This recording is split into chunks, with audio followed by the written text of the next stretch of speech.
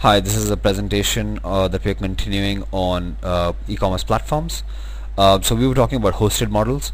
Now, we were talking about what the typical definition of a hosted model is. You're pretty much you're paying for infrastructure and you're paying for the software. Your e-commerce site exactly how you want it. A lot of people who are paying for hosted models don't realize that one of the advantages also of the hosted model is that you can customize things to a very high degree, and there are a lot of vendors out there who customize open source platforms, but they're not really experts. And what tends to happen is that if you don't have an expert in a platform, they will pretty much do this shortcut and they will tell you that these are limitations of the platform. Now, yes, that could be true for a plugin based, like that's what I warned you about earlier on. If there's a CMS and you got a plugin or a CMS, that could be possible.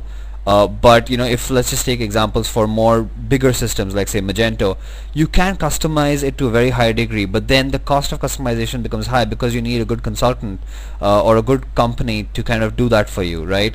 But that's still better than kind of never be in a state where you pay a lot and then you're limited, where your development team is telling you that that's not possible because the platform does not support it.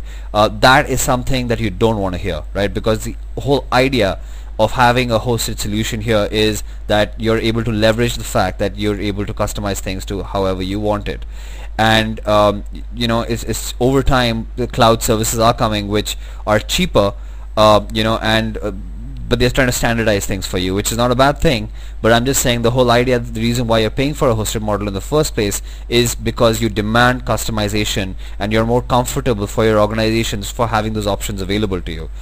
So if you're going with a vendor that will tomorrow tell you that this is not possible because the platform prevents you from doing it, you made a wrong turn somewhere. But anyway, so I mean, of course everything comes at a cost. I'm not saying that they're not going to charge you for it, but the thing is, at least it should be an option that you should be able to do something, right? It should not be a dead end. Anyway, so that this is enough about hosted model. Let's move on to the next kind of model, which is getting very popular these days, which is a SaaS-based model. And a SaaS-based model is basically SaaS is software as a service, where companies typically host themselves.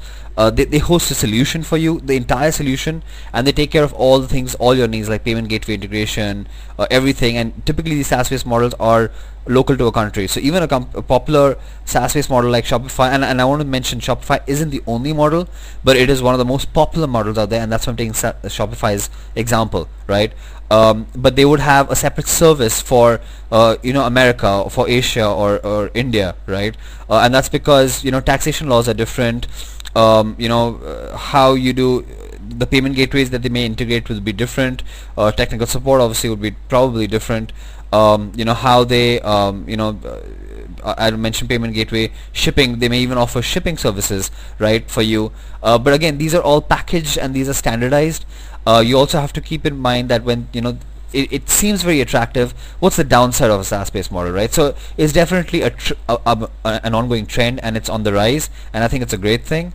Over time, currently SaaS-based models give an impression that they are meant for the small business, and in a way that is correct, because you really are limited, at least currently, in terms of your options to customize. But in the future, I do see these models growing, and even probably SaaS-based models for enterprises being there, if it's not already there. But again, the thing is that's also going to come at a cost, right?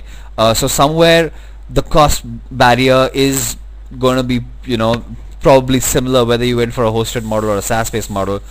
In fact, the fact that Magento, which was a hosted model, invented Magento Go, is that they recognize that this is a hot area, and they also want to jump into it. In fact, everybody wants to jump onto the SaaS bandwagon.